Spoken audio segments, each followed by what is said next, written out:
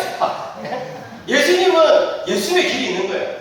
그렇기 때문에 우리가 보수를 지지하든 그 다음에 진보를 지지하든 상관없이 우리는 하나님 나라 운동이 더 위에 있어야 된다. 아시겠어요? 그래서 우리는 교회에서 막 너무 정치 때문에 싸우고 이렇게 하거나 이러면서 옳지 않아요. 예. 개인적인 의견은 필요할 수 있겠죠. 개인적인 자리에서. 그렇지만 그걸 교회 와가지고 우리는 막 이게 막 이겁니다 하면서 너무 하는 것은 그것은 정말 조심해야 돼요. 왜냐면 자칫 잘못하면 우리가 하나님 나라를 어떤 정치적 어떤 그 이념 밑에 둘 수가 있기 때문에. 그런데 물론 여러분 나라를 걱정하시는 분들이 다 이제 이런 마음도 크고 저런 마음도 큰다는 건 저는 다 알고 있어요. 그렇지만 항상 생각해보세요. 예수님은 무엇을 원하실까? 예수님은 무엇을 원하실까? 그것을 계속 생각하면 우리는 정치적으로도 올바른 선택을 할 수 있게 됩니다.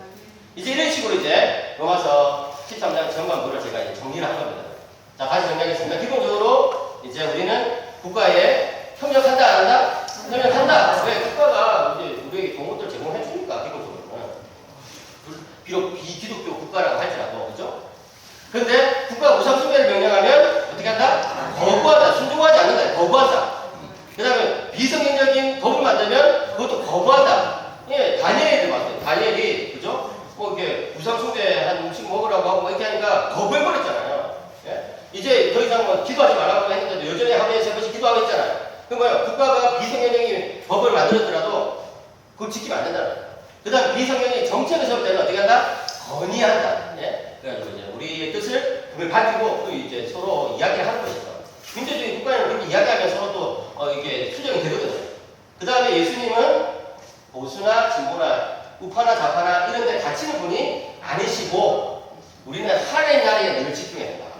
정치적인 어떤 견해를 가지고 있다 하더라도 예? 하나님 나라를 늘 생각하면서 예수님은 어떻게 하실까를 늘 생각하시는 분들이 되시기 바랍니다. 그러면서 이제 13장 후반부에는요. 사랑과 종말의 삶이에요. 한번 따라해봅시다. 사랑과 종말의 삶. 자, 사랑과 종말의 삶. 한번 보겠습니다. 13장 10절. 13장 10절 읽겠습니다. 시작. 사랑은 이웃에게 악을 행하지 아니하나니 그러므로 사랑은 율법의 완성이니라. 제가 너무나 좋아하는 구절이에요. 종교에서부터 이런 말을 하겠어요. 율법은 우리를 그리스도로 데려간다. 왜? 우리를 정죄하거든요. 율법 우리 정죄. 너는 죄인이다. 근데 그리스도 나가면 용서받죠. 근데 그리스도는 다시 우리를 율법으로 데려가요. 왜? 이제 율법이 삶의 길이 돼야 되니까. 그래서 저는 그것을 약간 수정해가지고 이렇게 말해요. 율법은 우리를 그리스도로 데려가지만 그리스도는 이제 우리를 성령과 사랑 안에서 율법으로 데려간다. 무슨 말이냐? 이제 우리가 율법을 지킬 때는 성령의 원리에 따라서 사랑의 법을 성취하는 거예요. 그래서 사도 바울은요, 성령의 법이라는 말도 쓰고 사랑의 법도 쓰고 예수 그리스도의 법이라는 표현도 쓰고 그런 거예요. 율법이 이제 그리스도에서 새롭게 이제 작동한다는 거죠. 아시겠죠? 그래서 기독교에서는요, 이 네 가지 사각형이 굉장히 중요해요. 한번 따라합시다. 그리스도, 성령, 사랑, 율법. 머릿속으로 한번 생각해요. 머릿속으로 이렇게 사각형을 딱 하고 여기 그리스도, 그 다음에 성령, 그 다음에 사랑, 율법. 예. 오늘 밤에 잠이 잘 안 오실 때는 이 사각형을 딱 그려놓고 관계를 생각해요.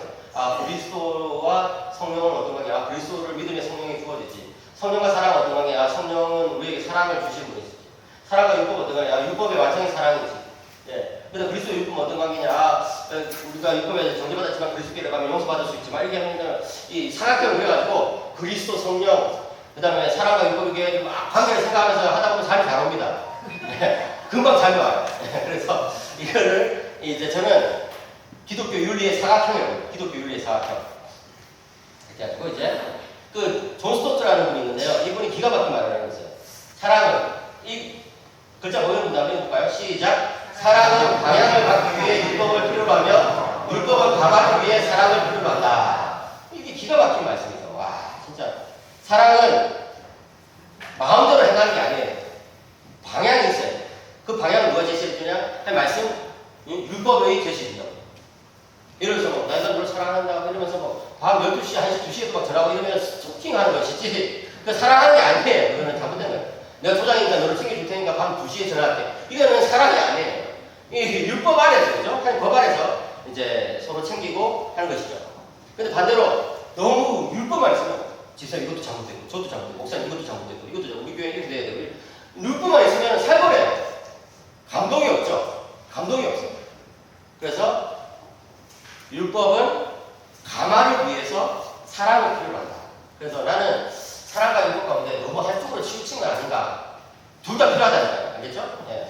그러면서 그리스도의 삶은 종말을 기다려야 됩니다. 14장 12절 같이 읽겠습니다. 시작. 밤이 깊고 낮이 가까웠으니 그러므로 우리가 어둠의 일을 돕고 빛의 가옷을 입자. 13절 제가 읽겠습니다. 낮에 같이 단정하고 방탕하거나 술 취하지 말며 흠나거나 혼색하지 말며 덧두거나 실패하지 말고 오직 주 예수 그리스도 옷 입고 종족을 위하여 육신에 있는 동거하지 말라. 그리스도의 삶은 사랑 가운데 종말을 기다리는 삶이에요. 사랑과 종말의 삶. 여러분들은 인생의 끝이 있다는 것을 아십니까?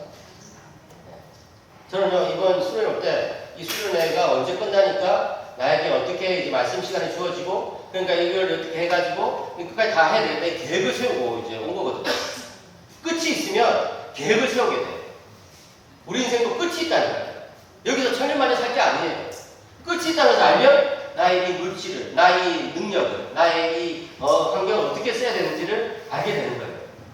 저는요, 이 대학교 시절에 세무 호스피스 원주임 목사님 오셔가지고, 이제, 귀한 말씀을 주셨는데, 그분이 이제 말기암 환자들을 이제 케어하시는 분이었거든요. 근데 이런저런 이야기 하시면서 저희들에게, 20대 청년들인 저희들에게 그렇게 말씀하신 거예요. 유언장을 종종 써보면 인생의 의미를 더 잘 깨닫게 됩니다. 이러냐. 그래서 제가 그때부터 유언장을 썼어요. 제가 20대부터 유언장을 썼는데, 처음에는 뭐 유언장 쓸 게 별로 없더라고요. 근데 이제 나이가 들면서 유언장 쓸 게 점점 많아지고 그랬는데, 결혼을 하니까 이제 보낼 사람이 있잖아요. 그래서 이제 결혼하고 나서 제 아내에게 유언장을 이렇게 딱 써서 이메일을 보냈어요. 여러분, 제 아내가 저한테 전화 거는 일은 한 번도 없습니다. 항상 제가 먼저 전화 걸고, 항상 제가 먼저 이렇게. 예. 그런데 그날 처음으로 저한테 먼저 전화를 걸었어요. 여보, 무슨 일이야? 왜? 지난주에 뭐 건강검진 받은 거 안 좋은 결과 나왔어. 항상 저한테 반말하시는 거예요.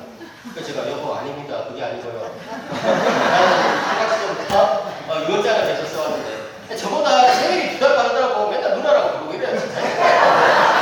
차라리 나를 좀 한 2달 반만 일찍 보내시지. 정말 동갑인데 2달 빠르다고 뭐 진짜 너무나.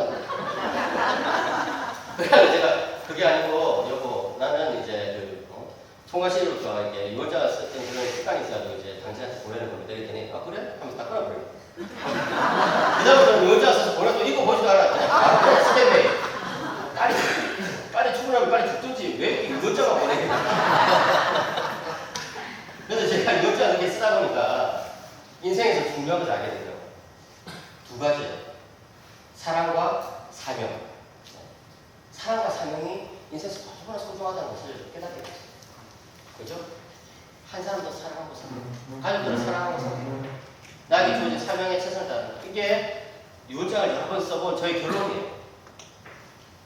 한 번은 저기 어디 집회 갔는데 그날 제가 오전 예배 설교를 하고 또 오후 예배 특강을 해야 되는 그런 어떤 이제 날이었어요. 같은 교회에서. 근데 아침에 이제 어머니가 해주신 그런 뭐 하나 먹었는데 이게 체한 것 같아요.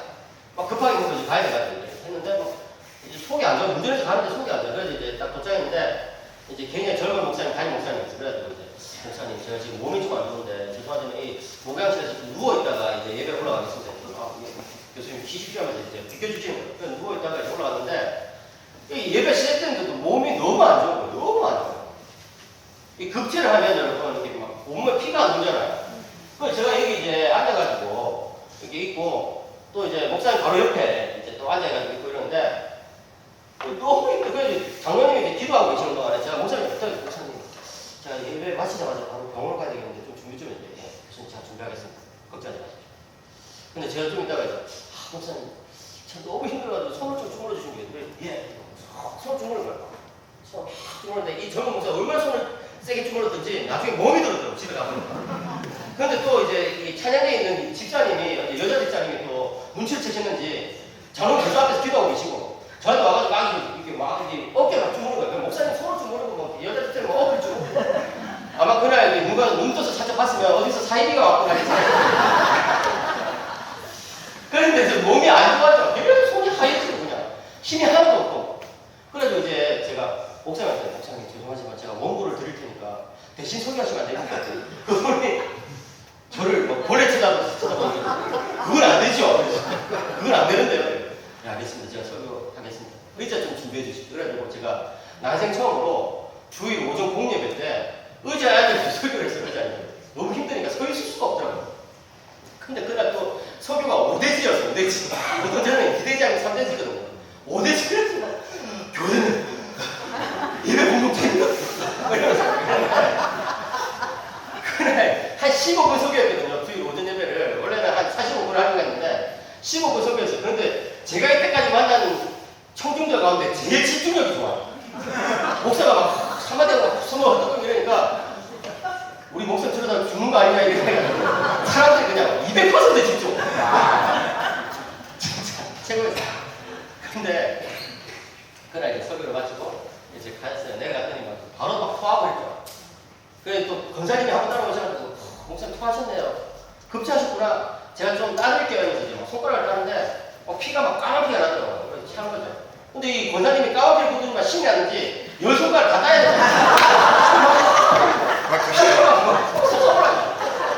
그래서 이제 나갔어요. 그래서 나갔거든요. 권사님 나갔습니다. 했더니 아닙니다. 목사님. 제가 상태를 보니까 발도 따야 됩니다. 발가락 따야 되겠어요. 양말 벗었지. 아니 나갔다. 양말 벗었지. 발가락 벗었지. 그래서 제가 그 비에서 진짜 많은 피를 흘렸습니다. 이제 나갔는데 이제 좀 쉬고 이제 죽 한 그릇 먹고 이제 오후 예배 때 설교할 때는 막 평소 제 스타일 신나게 그랬더니 저 따신 그 피를 흘리게 만드신 그 권사님이 예배 도중에 우리 목사님 부활하셨다! 그래서 제가 참 저 권사님 정말 참 대단하신 분이시다. 그랬는데 제가 드리고 싶은 말씀 그게 아니고 그날 제가 설교하는 그 한 15분 동안에 굉장히 두려운 생각이 드는 거예요. 두려운 생각, 무서운 생각. 왜 그랬을까요? 죽을까봐? 아니에요. 저는 늘 유언장을 쓴다고 했잖아요. 저는 죽음에 대해서 두려움이 없어요. 괜찮아요. 뭐 지옥 갈까? 그건 너도 말이죠. 목사가 뭐 어떻게 거래 확신 없이 설교합니까? 그날 제가 두려웠던 이유는 딱 하나였는데 내가 무슨 낯짝으로 주님을 배울까? 내가 한 게 뭐 있다고? 내가 지금까지 한 게 뭐 있다고? 이 상태에서 주님을 만나나? 부끄러워요. 그 부끄럽다 못해 두려운 거, 무서운 거예요. 주님을 만나다는 것이 너무 죄송스럽고 너무 부끄럽고 내가 도대체 무슨 낯짝으로 주님을 만나? 사랑하는 여러분, 여러분들은 어떠세요? 여러분들은 주님을 만날 준비가 되어 있습니까? 네? 정말 주님 만날 준비가 되어 있어요. 그러기 위해서는 그냥 단지 내가 예수 믿습니다. 그 정도가 아니라 주님께서 주신 그 사랑과 사명, 주님께서 주신 그 예배와 봉사의 삶, 거기에 내가 지금 충실할 때 주님 만날 준비가 되는 것이죠. 사도 바울이 여기서 말한 것처럼 종말을 기다리는 그런 신앙이 되시길 축복합니다. 네. 자, 로마서의 세 가지 목적.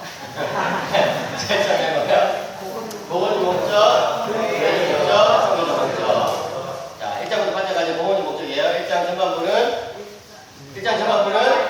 선인사와 감사. 후반부는 모든 이방인들은 죄인이다. 2장 전반부는 모든 도덕주의자들은 죄인이다. 2장 후반부는 모든 죄인들은 죄인이다. 3장 전반부의 모든 사람은 죄인이다. 그래서 성장 21절에 뭐예요? 중요한 두 단어. 그러나 이제는 하나님의 한 의가 나타났다. 어떻게? 예수를 믿음으로 공부하는 하나님의 한 의가 나타났다. 그래서 사장에 누가 누구를 예를 들어요?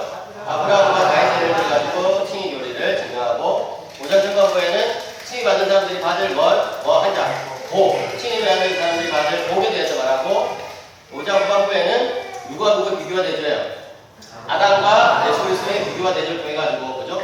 대표와 연합의 원리를 설명하는 거예요. 예. 아담 안에서 모든 사람들이 죄인 된 것처럼 예수님 안에서 모든 믿는 자들이 구원받는다. 그죠? 의인이 된다. 그러면서 이제 6장 7장은 죄의 문제인데 그리스도인들이 죄를 지을 수 있다 없다? 없다. 지금 우리 목사님이 금방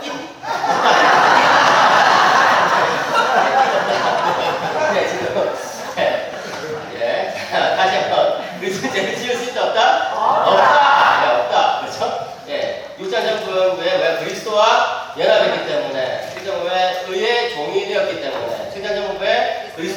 결혼했기 때문에 죄를 지을 수 없다. 원리상. 근데 실제상은 죄를 지을 수 있다는, 죄를 짓는다는 거죠. 실제상 구반부에 이제 실제상 죄를 짓는 모습을 공고한 사람이라는 표현으로 쓰고 있죠. 근데 이 원리상 죄를 지을 수 없는 사람이 실제상 죄를 짓지만 실제적으로도 죄를 안 짓기 위해서는 누가 필요하다? 누구? 성령님이 필요하다. 그래서 로마서 8장에는 첫 번째 부분에는 어떤 성령님? 생명의 성령님. 두 번째는 양자됨의 성령님. 세 번째는 영광의 성령님. 그렇게 하고 나서 이제 복음 목적을 딱 정리하고 교회적 목적을 이야기하는 거죠. 누가 하나님의 백성인가? 누가 하나님의 백성인가? 9장에는 하나님의 택하신 자가 하나님의 백성입니다. 따라합시다. 택하신 자. 택하신 자가 하나님의 백성입니다. 10장에는 말씀을 듣고 순종하는 자. 말씀을 순종하는 자. 따라합시다. 말씀을 순종하는 자. 그 다음에 11장에는 남은 자가 따라합시다. 남은 자 누구예요? 말씀 안에서 겸손하게 하나님 붙드는 자가 남은 자예요. 아시겠죠? 예. 예. 유대인이든 이방인이든 어쨌든 말씀 안에서 겸손하게 하나님 붙든 사람이 남은 자지 뭐 특별하게 막 어떤 공동체가 우리가 남은 자입니다 하는 그런 것은 아니에요. 우리는 그런 어떤 이상한 신비주의를 믿는 게 아니에요. 예. 어떤 총단체는 우리만이 남은 자다. 또 항상 이자들이 하는 자 이야기가 항상 우리만이 남은 자 얘기하는데 그건 아니고 하나님 말씀을 붙드는 자들은 그죠? 겸손하게 말씀을 붙드는 자들은 남은 자예요. 정말에 그런 사람이 점점 줄어들고 있죠. 예. 그래서 여러분들이 남은 자가 되시길 축복합니다. 예. 우리가 정말 그렇게 교회를 지켜야 됩니다. 그 다음에 이제 12장 13장에는 복음적 목적의 적용이다. 그죠? 그래서 12장 전반부에 그리스도의 삶은 어떤 삶? 딱 두 자로 어떤 삶? 섬김의 삶. 그죠? 섬김의 삶. 따라서 섬김의 삶. 섬김이 하나님을 향할 때 뭐라고 부른다고요? 예배. 이웃을 부를 때 봉사. 그죠? 섬김이 하나님을 향할 때 예배. 이웃을 향할 때 봉사. 예배와 봉사의 삶이 우리 그리스도의 삶이다. 그런데 이제 12장 본문부에 그런 예배 봉사의 삶을, 섬김의 삶을 방해하는 누구? 부자. 누구? 원수. 이 맨수가 있다는 거예요. 우리 삶에. 가족일 수도 있고, 친구일 수도 있고, 친척일 수도 있고, 어쨌든 뭐 교회 내에서도 있을 수 있어요, 여러분. 예. 저런 사람이 왜 이렇게 원수가 많을까요? 자기가 원수가 아닌지 한번 생각해봐야 돼요. 자기 자신이 혹시 왜 다른 사람들이 원수가 아닐지. 예. 그래서 여러분, 정말 나 자신을 먼저 살피고, 그 다음에 내 주변에 그렇게 원수같이, 원수라는 것은 그냥 마냥 나를 괴롭히는 있는 게 아니고 뭐예요? 나의 이 섬김의 삶을 힘들게 만드는 사람, 그죠? 그런 사람이 원수예요. 예배와 봉사를 방해하는 사람이 늘 있어요. 우리 주변에 늘 있어요. 그런데 그런 사람 통해서 우리가 예배와 봉사에 더 집중하게 된다. 이 풍랑 2년 하에서 더 빨리 갑니다. 믿으십니까? 그걸 기억하셔야 돼요. 이 풍랑 2년 하에서 더 빨리 갑니다. 사람이 그런 것을 통해서 더 성숙하게 되죠. 그 다음에 이제 13장에는 뭐예요? 전반부는 그리스도인들의 국가생활 또는 사회생활이에요. 알겠죠? 국가와 사회생활 어떻게? 그냥 일반적으로 이제 국가에 협력하라는 거예요. 그런데 이 단계가 있다고 그랬죠, 그죠? 우상숭배를 명령하거나 또 비성경적인 법을 이렇게 이제 제정할 때는 거부하라. 그래서 칼빈은 그런 말을 남겼죠. 국가가 비성경적인 것을 명령할 때마다 우리 그리스도인들은 저항할 의무가 있다. 이렇게 이야기해요. 그게 뭐 우리 마음에 안 든다고 막 저항하는 게 아니고 비성경적일 때 그때는 저항해야 돼요. 그런데 비성경적인 정책을 세우거나 좀 이제 이사가 이러면은 이제 건의를 해가지고 바꾸는 거예요. 그죠? 그 다음에 예수님은 하나라 운동을 하시는 분이시지 어떤 정치적인 어떤 개파안에 또는 정당 안에 갇히는 분은 아니시다. 그래서 그걸 여러분 기억하시라. 그러나서 이제 13장 후반부에 무엇과 무엇의 삶이냐? 사랑과 종말의 삶. 따라합니다. 사랑과 종말의 삶. 사랑으로 율법을 완성하고 종말을 기다리면서 오늘 하루 정말 주님을 위해서 살아가는 것이 우리 그리스도의 삶이라는 것이죠. 여러분들이 머릿속에 이게 다 들어있죠, 지금? 다 지금 기억하고 계시는 거죠? 지금 보니까, 한 3분의 1은 이렇게 대답하는데, 3분의 1은, 이렇게 하고 또 3분의 1은 전혀 관심이 없이 빨리 마치세요 하고 이렇게 부르는데, 때가 되면 마치고 다니고, 걱정하지 마세요. 다 마칠 거예요. 자, 그 다음에 이제 14장이에요. 14장, 15장 전반부. 14장과 15장 전반부까지는 교회적 목적의 적용입니다. 알겠죠? 12장, 13장은 복음적 목적의 적용이고, 이제 14장, 15장은 교회적 목적의 적용인데, 이제 제가 다 설명했어요. 로마교회는 대예수교회 가정교회 구성되어 있었는데, 율법을 어떻게 지키느냐, 특별히 음식법, 또 절기법, 이런 것 때문에 계속 싸우고 있었다. 그죠? 유대인들은 예수께서 안식일을 지켜야 된다. 근데 우리는 아니 주일에 예수께서 부활하셨으니까 주일이 중요하죠. 이제 안식일 안 지켜도 됩니다. 그래서 초기에 그리스도인들은 안식일도 지키고 주일도 지키고 이렇게 했던 것 같아요. 그러다가 이제 점차 예수님께서 부활하신 그날만 지키게 되는 것이죠. 아시겠죠? 예, 이 역사적으로 흐름이 있어요.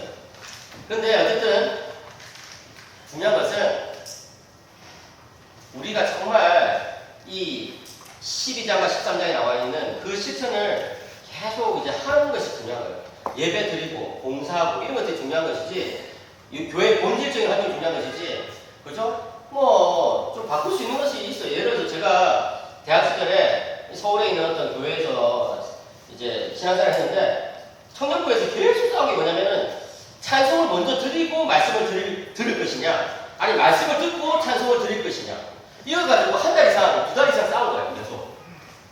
그러니까 어떻게 됐을까요? 교회 번개가 다 떨어져 버렸어요. 그래가지고 제가 처음 갔을 때 거기 대학부가 300명이었는데 매년 그렇게 막 그 비본질적인 것을 계속 싸우니까 결국에는 반투반이 나버렸어요. 그러니까 여러분 정말 잘 기억해야 되는 게 뭐냐면은 본질과 비본질을 잘 기억해야 돼요. 바울은요 유대인들이 사실은 연약한 자들이라고 불러요. 한번 읽어봅시다. 네, 읽어봅시다. 14장 1절 2절 14장 1절 2절 로마 14장 시작 믿음이 연약한 자를 너희가 받되 그의 의를 비판하지 말라. 어떤 사람은 모든 것을 먹을 만한 믿음이 있고 믿음이 연약한 자는 채소만 먹는다. 여기 이제 나오는 거잖아요. 믿음이 예? 어떤 사람은 이방인이겠죠. 이 사람들은 그냥 모든 걸 다 먹어요. 돼지고기도 먹고 소고기도 먹고 뭐 늘 어릴 때부터 그런 거 먹고 왔으니까. 근데 믿음이 연약한 자는 채소만 먹느니라 해서 이게 돼지고기 안 먹는다는 거예요. 그죠? 예, 이게 그 율법에 따라서 굉장히 엄격하게 그 식생활을 지킨다는 거예요. 그래서 사도 바울은 굉장히 독특하게 유대인들이 오히려 연약한 자고 이 이방인들이 강한 자라고 해요. 뭔가 우리가 생각하는 거랑 좀 다르죠. 유대인들 오히려 좋은 종교생활 잘해왔고 율법에서 다 알고 그러는데 그들이 강한 것처럼 보이는데 오히려 그들이 약하대요. 왜? 그들은 비본질적인 것에 너무 집중하고 있거든요. 교회에서 여러분 잘 기억하세요. 어떤 사람이 성숙한 사람이냐? 본질을 아는 사람이 성숙한 사람이에요. 어떤 사람이 연약한 사람이냐? 비본질적인 것에 너무 매여있는 사람들이 예? 연약한 사람들. 교회에서 생활하다 보면 그런 사람들이 간혹 있어요. 예. 간혹. 제가 뭐 일일이 다 예를 안 들어드리겠지만 뭐 찬양대 안에서도 있고 또 밥할 때도 있고 보면 우리 교회는 그런 분이 없을 거라고 저는 생각하는데 밥할 때 보면 항상 어떤 권사님이 소금을 더 뿌려야지 왜 그렇게 소금을 더 안 뿌리냐 이런 분이 있을 수 있거든요.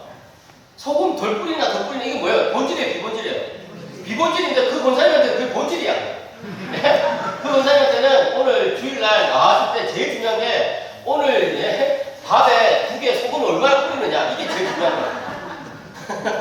우리는 무시 없는데 이게 참 아까 제가 빵 파냐 밥 파냐 이런 것처럼 그죠? 그거는 제가 볼 때 비본질인데 그 비본질적인 것 때문에 막 너무 교회가 갈라지기도 하거든요. 그래서 사도 바울이 딱 정리를 해버린 거예요.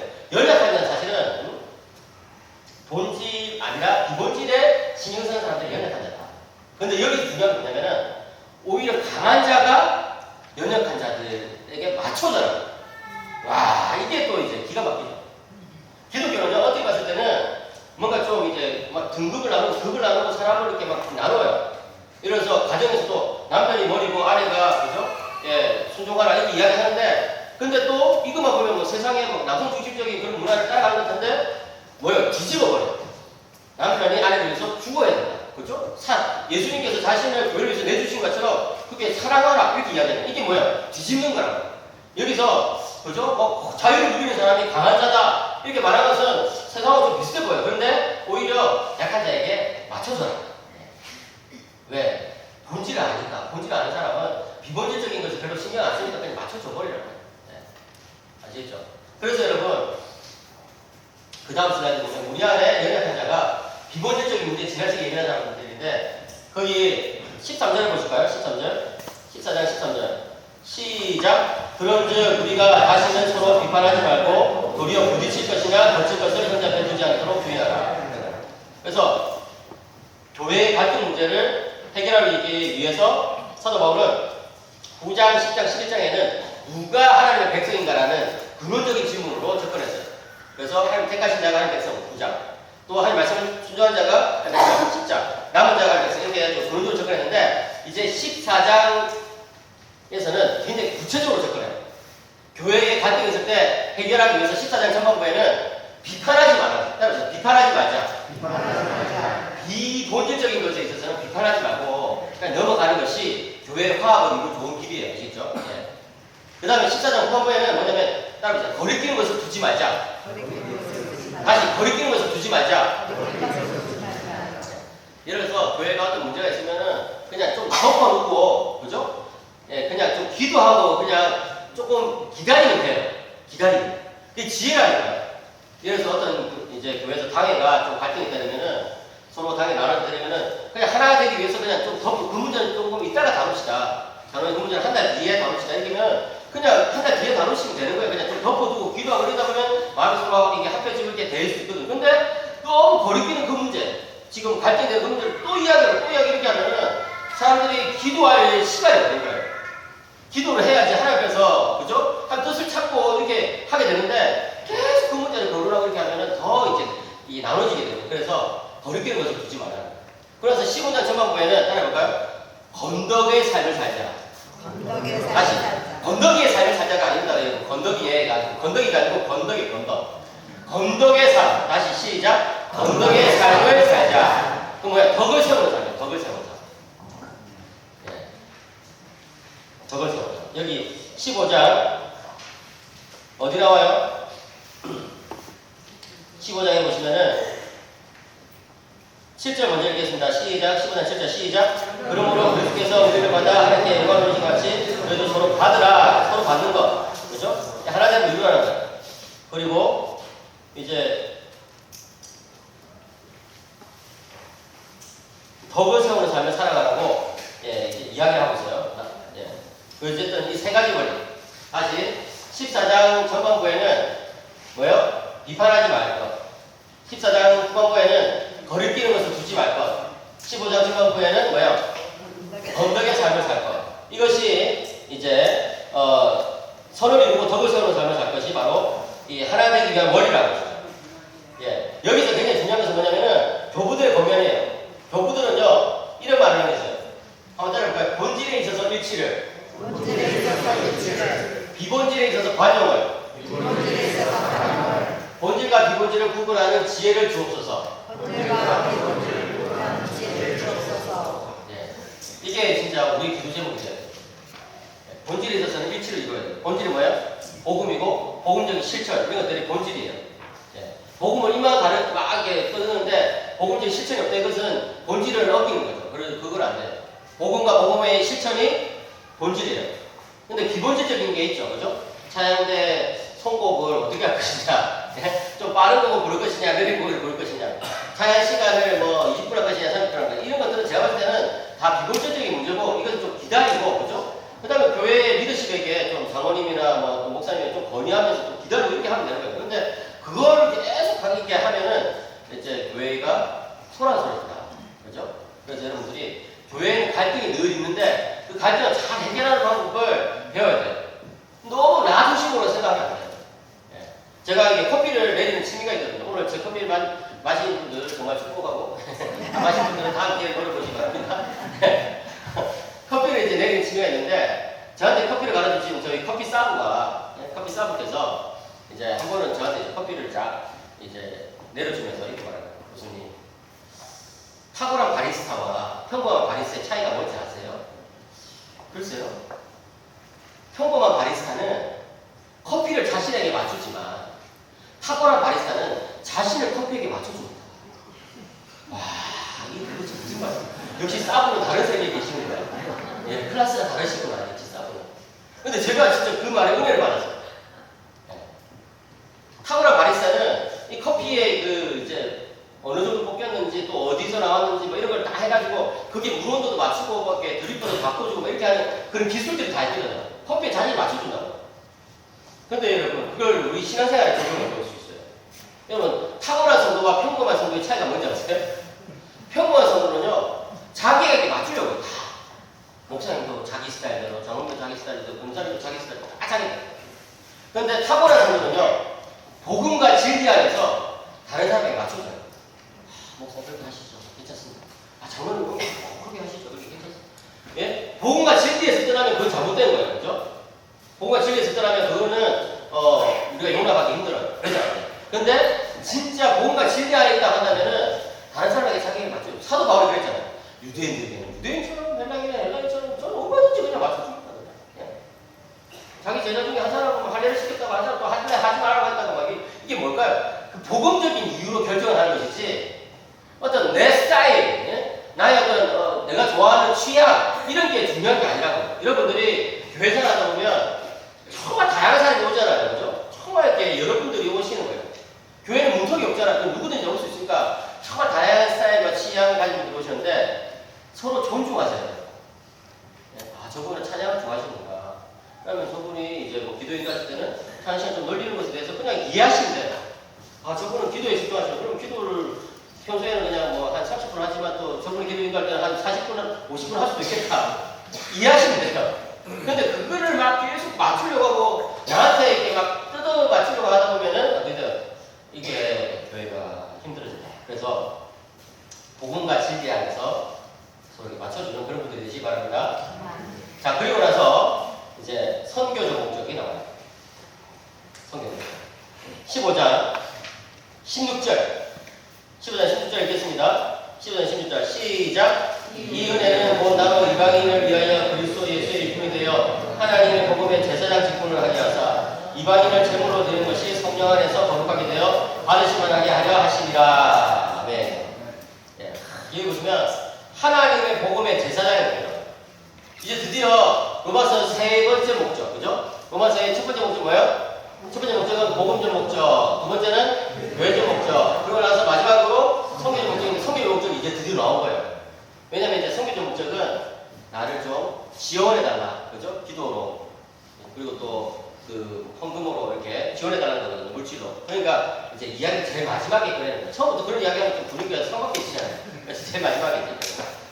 근데 벌써 이때쯤 되면 이제 로마 교회 성도들은 사도 바울을 그죠? 지원하고 싶은 마음이 생기겠죠.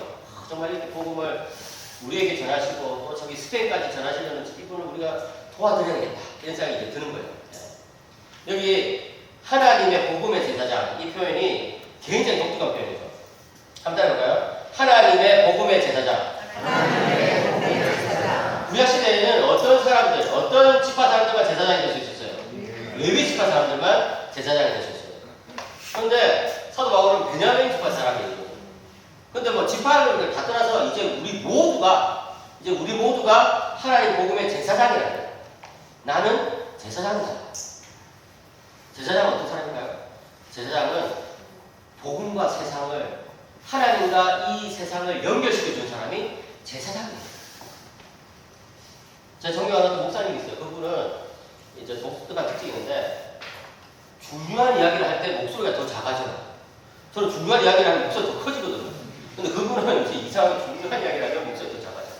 한 번은 제가 전도사 시절이었는데 신대원 다닐 때 전도사 시절에 그분하고 이제 같이 식사를 하는데 전도사님 목소리 작아지잖아요. 밥 먹고 있는데 예, 목사님 말씀하십시오. 참된 신자란 누굴까요?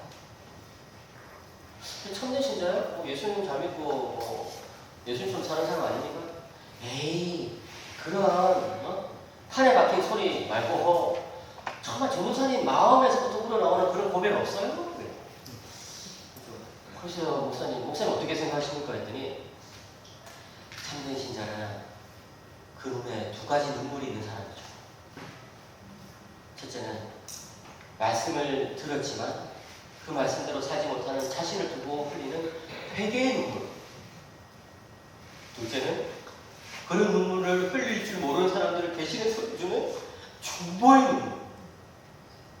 이 회개의 눈물과 중보의 눈물을 흘리는 사람이 참된 신자입니다.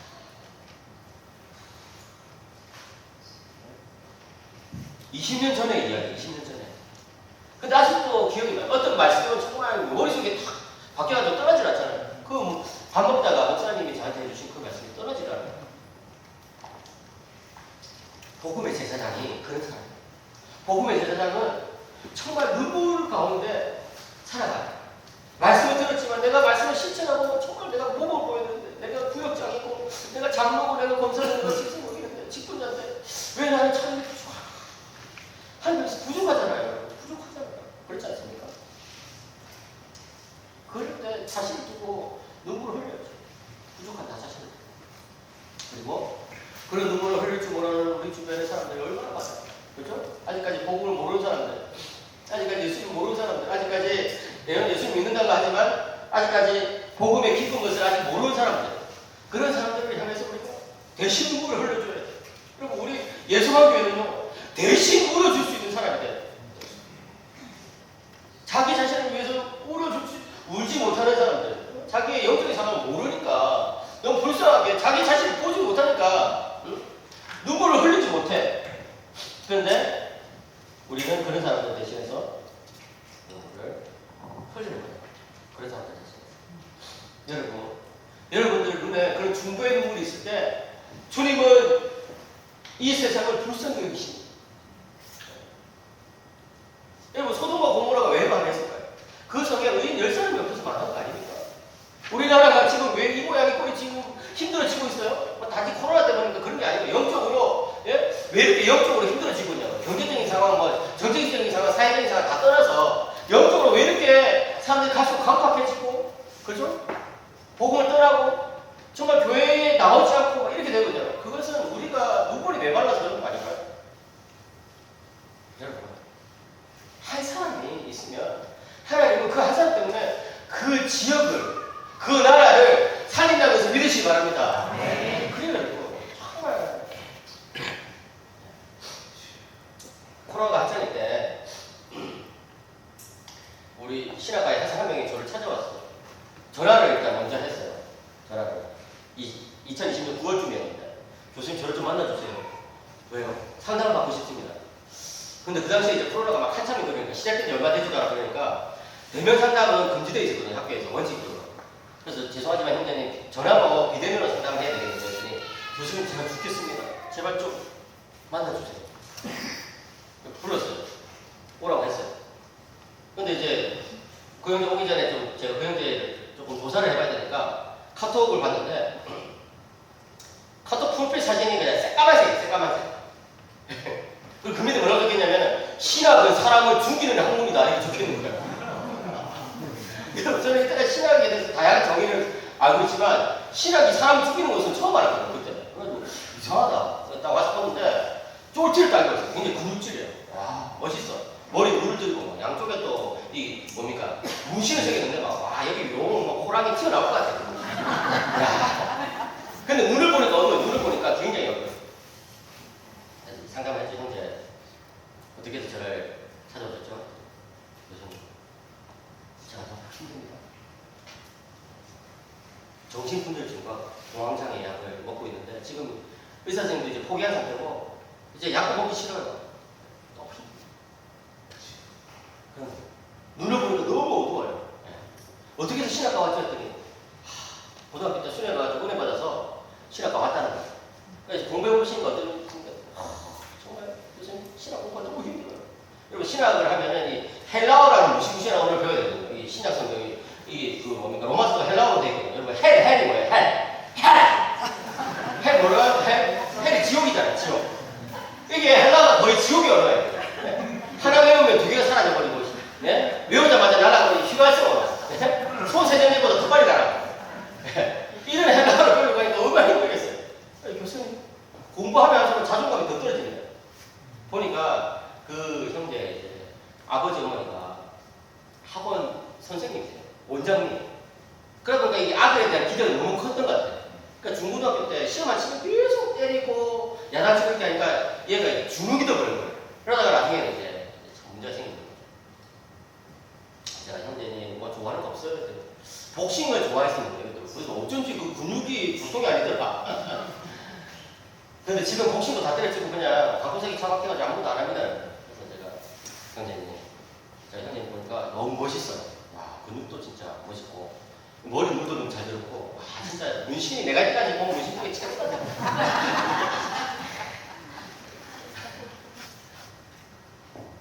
내일부터 복싱 다시 시작하세요. 그리고 오늘부터 저랑 같이 10편을 한 장씩 읽읍시다. 10편. 시편 읽고 서로 한 절씩 꺼내받은 것들을 나눕시다. 카톡으로. 그때부터 지금까지 계속 나누고 있어요. 이 형제가 저를 보내주지를 않아. 지금까지 계속 나누고 있어요. 지금 오늘 아침 보리도 전사 나누고 있는데. 네. 구역도 거의 다 읽고 신약은 2번씩 읽고 있어요. 지금. 그런데 그렇게 성경을 나누면서 이 형제 변화가 생깁니다. 여러분 하나님의 말씀을 먹으면 달라진다는 것을 믿으시기 바랍니다. 네. 이 뭐 카톡 프로필 사진자에 새까맣고 못 떨어져 나가고 모닥불이 활활 타오르는 걸로 바뀐 거예요. 와, 완전 진짜 부산 쌀알이다. 모닥불이 활활 타오르고 그 밑에 또 신학의 사람을 죽이던 이거 다 지워지고 뭐 운동 새로 시작한 지 뭐 얼마 체중 감량 몇 킬로 뭐 이게 목표 뭐 이런 식으로 바뀐 거예요. 얼마 전에 뭐 학교도 찾아왔다 얼마나 표정이 달라지는 거예요. 친구도 생기고. 물론 제가 성경 한 구절씩 나눠줬다고 해가지고 그 형제가 달라졌다 이렇게 생각하지 않아요. 뭐요? 하나님의 은혜를 받은 거죠. 여러분 세상은요 답이 뻔해요. 그게 밑바닥 치는 사람들한테도 똑같이 답이 뻔해요. 어쨌든지 한번 해보라는 거예요. 너 안에 있는 에너지를 한번 해보라는 거예요. 그런데 성경의 대답은 천지차이에요. 너 안에는 아무것도 없으니까 내 손을 붙잡으라고 말씀하십니다.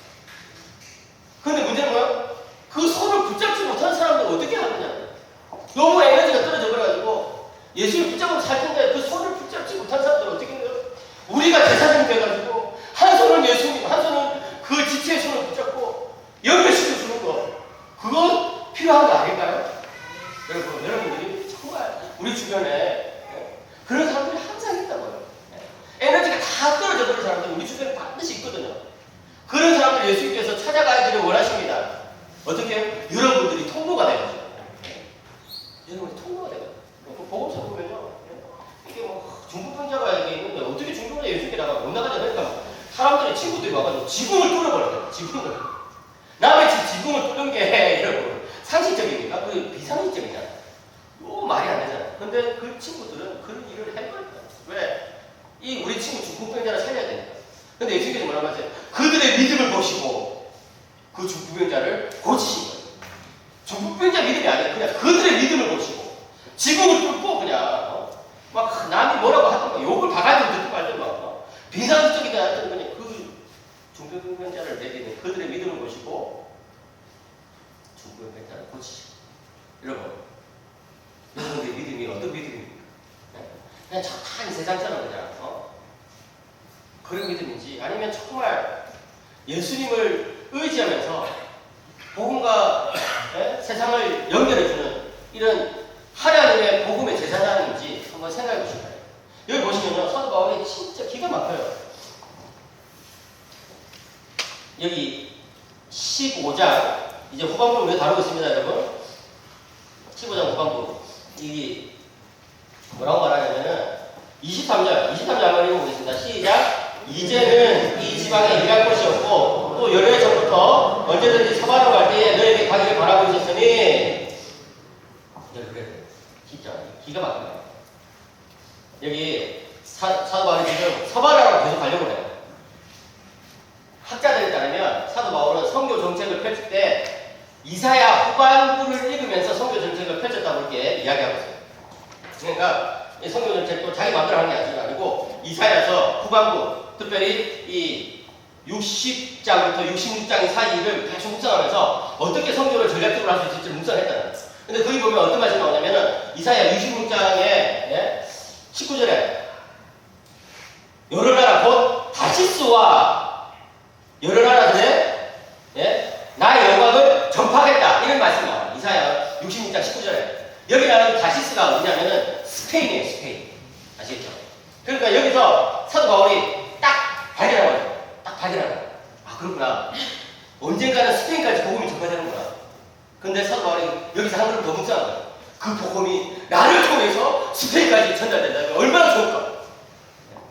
그러니까 여러분 사도 바울은 어떤 사람? 하나님의 말씀이 그냥 그 심령 관통해버린 사람. 그냥 역사상 여러분 하나님의 사람들은요 말씀을 그냥 묵상하고 적용하고 묵상하고 적용하고 이런 거 저런 거 가지고 한 말씀이 그냥 그 심령을 그냥 완전히 장악해버리고 한 말씀이 그 심령을 완전히 뚫어버리고 그러니까 그 말씀을 완전히 사로잡혀버리고 그러니까 그 말씀이 아니면 살아갈 수가 없고 그 말씀을 붙들어가지고 자기 인생 던져버리고 막 이러거든요. 루터 같으면 로마서 1장 17절 이 사도 바울 같으면 이 이사야 66장 여기에 자기 생명을 그냥 자기 남은 삶을 던져버려요. 다시스까지 다 돼. 스페인까지 다 돼. 왜? 예언이 되어 있으니까. 그러니까 여러분 얼마나 멋진 삶이에요. 하나님의 말씀이 자신의 삶을 통해서 이루어지기를 얼마나 갈망했으면 사랑하는 여러분, 여러분들 이번 수련회 때 여러 말씀을 들었을 거예요. 예? 어제 오전 예배부터 어제 저녁 또 오늘 오전 오늘 오후 지금 보니까 정말 여러분 말씀을 사모하면서 듣는다. 여러분 한 말씀을 붙드시기를 축복합니다. 이번 수련회 때 나에게 주신 그 한 말씀, 그 한 말씀이 나의 이 중심을 흔들 때에 역사가 일어나기 시작하고 그 한 말씀이 나의 신적 관통해서 나의 인생을 이끌어갈 때에 우리 교회가 살아나고 우리 가정이 살아나고 이 지역사회가 우리 한국 땅이 이 생각 변화되기 시작하는 거예요. 여러분 하나님은요 한 말씀으로 움직이시는 분이라는 것을 기억하시길 축복합니다. 그래가지고 여기 뭐라고 해요? 내가 지금 일단 예루살렘에 들어야 되겠습니다. 네, 여기 보면은 예루살렘에 왜 들리느냐? 이사야서 60장 후반부에 보시면요 그걸 말씀해요. 유대인들, 이스라엘 사람들이 이방인들의 물질을 이제 선물로 받게 될 것이다. 막 이런 구절이 나와요. 그것을 사도 바울이 이제 예언의 말씀으로 받아들여요.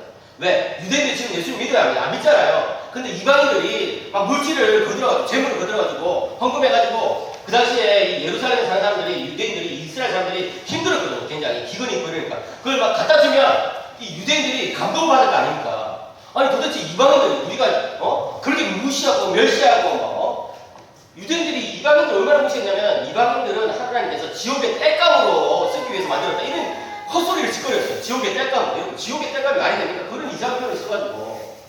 예? 그렇게 이방인들을 무시했는데, 그 무시당한 이방인들이 자기들을 살리려고 헌금을 걷어서 가져줬대.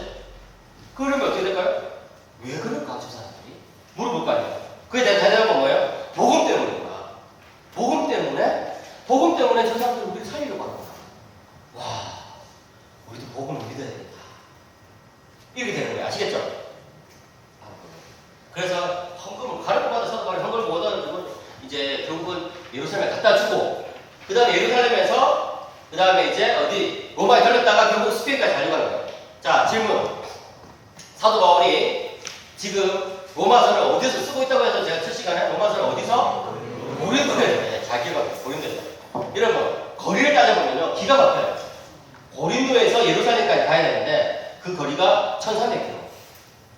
예루살렘에서 이제 또 로마에 걸렸다고 간다고 했잖아요. 로마까지 2400km. 또 결국에 어디까지 간다? 어디까지? 스페인까지 간다. 로마에서 스페인까지 1100km. 다 하면 4800km. 4800km 여행을 한 구절에 담아내는 거예요. 23절에 연회전부터 언제든지 서바로 갈 때에 너에게 가기를 바라고 있었어요. 한 구절에 그냥 한 구절에 4800km 여행을 담아내는 거. 여러분 상상이나 할 수 있어요? 여러분들 4800km를 걸으라면 걷겠습니까? 근데 사도 바울은 4800km 걷겠다는 거예요. 왜요? 예수 그리스도의 종이니까. 첫 시간에 말씀드렸잖아요. 자기 소개할 때 예수 그리스도의 종 바울은 나는 예수님이 원하시는 거라면 4800km 거리도 여행하겠습니다. 강의 위험과 강도의 위험과 유대인들의 그런 어떤 위험들이 있지만 나는 4800km를 주님 위해서 헌신하겠습니다. 여러분 일평생 동안 사도 바울이 이 돌아다닌 이 선교의 거리가요. 서울에서 뉴욕까지 가는 거리라는 거예요. 다 합하면 서울에서 뉴욕까지 주로 걸어 다녔겠죠. 이분이 도로 앞길로 주로 걸어 다닌 거 아닙니까? 어디서 그런 열정이 나오는 걸까요? 주님의 종, 복음의 제사장. 사랑하는 여러분, 우리는 예외입니까? 우리 예외가 아니에요. 우리도 마찬가지로 소명자로 살아야 돼요. 소명자로 산다는 것은 뭡니까? 하나님의 뜻을 발견하는 삶을 살아가는 거예요. 매일 믿음으로 사는 삶을 살아가는 거예요. 슬라이드 넘겨주세요. 하나님의 말씀을 경험하는 삶을 살아가는 거예요. 누군가의 삶을 책임지는 삶이 소명자의 삶인 거예요. 사랑하는 여러분, 이제 로마서를 마무리하는 이 시점에서 여러분들이 하나님의 뜻을 발견하시길 축복합니다.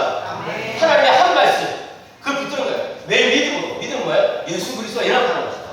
오늘도 내일도 나는 예수님과 연합해서 살기 때문에 내 뜻대로 사는 것이 아니라 주님 뜻대로 살겠다는 거예요.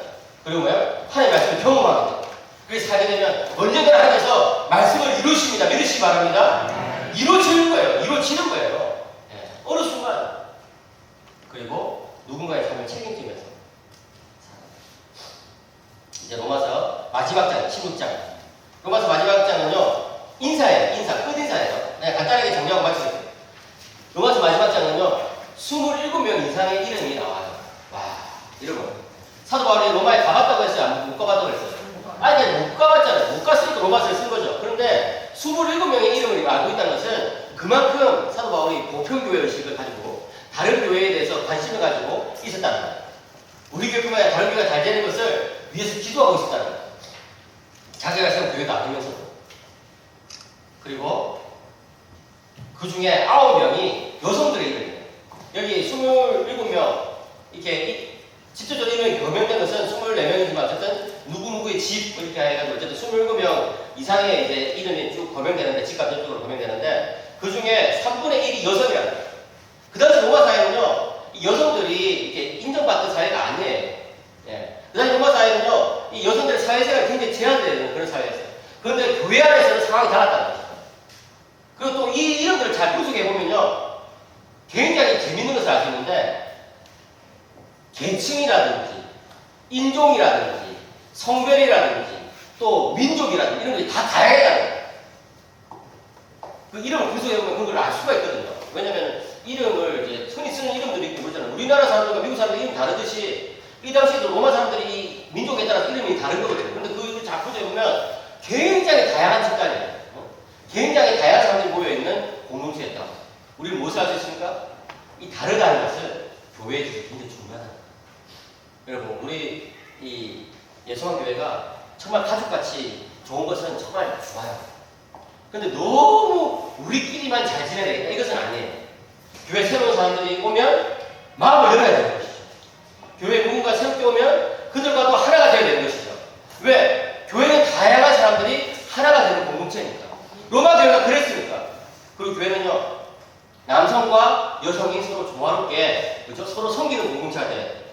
그래서 여러분, 어떻게 하면 우리가 서로 정말 조화를 이룰 것인가 고민해봐야 돼요. 이 질서는 다르다는 것은 교회 본질이에요. 그래서 서로 요원을 가지고 이해해줘야 되는 것이죠. 이제 말씀을 맺겠습니다. 16장 마지막 25절부터 27절 읽겠습니다. 25절부터 27절 같이, 로마서의 제일 마지막 부분이죠. 시작. 나의 복음과 예수 그리스도를 전파함은 영세전부터 감춰졌다가 이제는 나타난 신과가 되었으며, 영원하신 하나님의 명을 따라 선지자들의 불로 말미암아 모든 민족이 믿어 순종하게 하시려고 알게 하신 바, 그 신비의 계시를 따라 된 것이니, 이 복음으로는 너희를 능히 경고하게 하실 지혜로우신 하나님께 예수 그리스도로 말미암아 영광이 세상 무궁하도록 있을지어다. 여기 보시면 이제 끝인사의 마지막 부분에 이제 로마서 전체를 정리하고 마쳐요. 여러분, 제가 이제 시작할 때 말씀 안 드렸지만, 사도 바울이 쓴 모든 서신서는요, 첫인사와 끝인사가 있는데, 그 첫인사와 끝인사에 반복되는 단어들이 그 서신서의 주제예요. 아시겠죠? 여기 보시면 뭐가 반복되냐? 복음이 반복돼요. 복음이라는 단어. 또 뭐가 반복되냐? 예수 그리스도라는 단어가 반복되죠.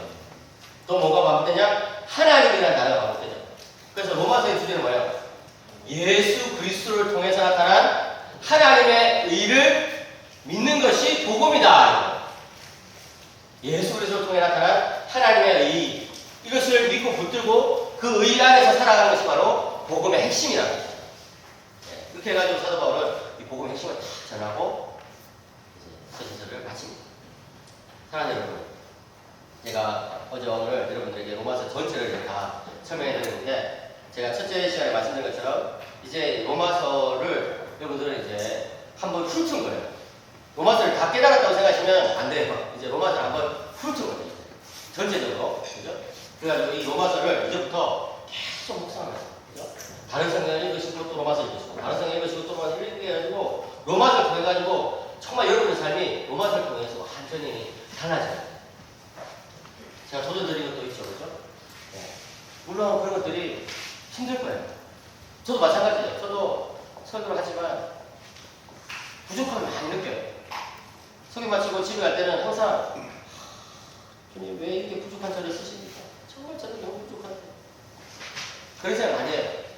근데 그럴 때마다 예수님께서 저에게 이렇게 말씀하시는 것 같아요. 내가 너를 믿는다. 내가 너를 믿는다. 부족하고 연약하지만 주님께서 나를 믿어주시기 때문에